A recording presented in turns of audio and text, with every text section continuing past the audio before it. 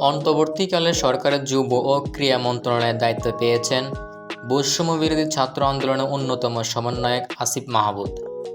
মন্ত্রিপরিষদ বিভাগ থেকে জারি করা এক বিজ্ঞাপনে এ তথ্য জানানো হয়। ক্রীড়াঙ্গনের নতুন অভিভাবককে স্বাগত জানিয়েছে দেশের ক্রিকেট ও ফুটবল নিয়ন্ত্রণ সংস্থা, যথাক্রমে বাংলাদেশ ক্রিকেট বোর্ড ও বাংলাদেশ ফুটবল ফেডারেশন বাফুফে। অন্তর্বর্তীকালীন সরকারের ক্রীড়া উপদেষ্টা হিসাবে নিযুক্ত আসিফ মাহমুদকে অভিনন্দন জানিয়ে নিজেদের ওয়েবসাইটে এক বিবৃতি দিয়েছে বিসিবি। অভিনন্দন বার্তায় বিসিবি লিখেছে, বিসিবি বিশ্বাস করে যে ক্রীড়াঙ্গনে অগ্রগতিতে জনাব ভূঁইয়ার একাগ্রতা এবং প্রতিশ্রুতি তার নতুন ভূমিকাকে অনন্য নেতৃত্ব এবং সঠিক দিক নির্দেশনা দেবে। বাংলাদেশ ক্রিকেট বোর্ড আরও জানায় যে বাংলাদেশের ক্রীড়াঙ্গনে একটি গুরুত্বপূর্ণ সময়ে তার নিয়োগ হয়েছে এবং বিসিবি তার সাফল্য কামনা করে।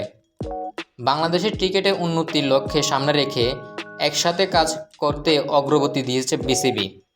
অন্যদিকে নতুন ক্রীড়া উপদেষ্টাকে অভিনন্দন জানিয়েছে বাফুফে। এক বিবৃতিতে উপদেষ্টা হিসাবে আসিফ মাহমুদকে ফেডারেশনের পক্ষ থেকে শুভকামনা জানানো হয়েছে।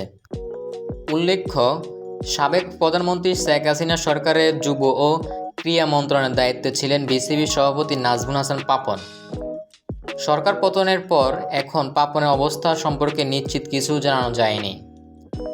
এর মধ্যেই যুব ও ক্রীড়া মন্ত্রণালয়ের পাপনের জায়গা নিলেন ছাত্র আন্দোলনের অন্যতম সমন্বয়ক আসিফ মাহমুদ। এরকম নতুন নতুন ভিডিও পেতে আমাদের সঙ্গে থাকুন। ধন্যবাদ।